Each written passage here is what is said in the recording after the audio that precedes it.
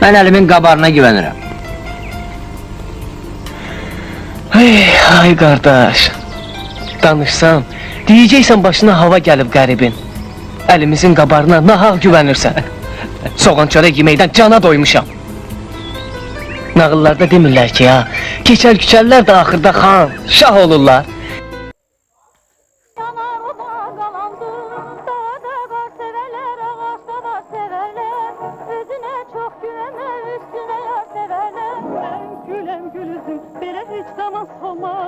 Benim kimi güzel bir sevmemek olmaz, sevmemek olmaz.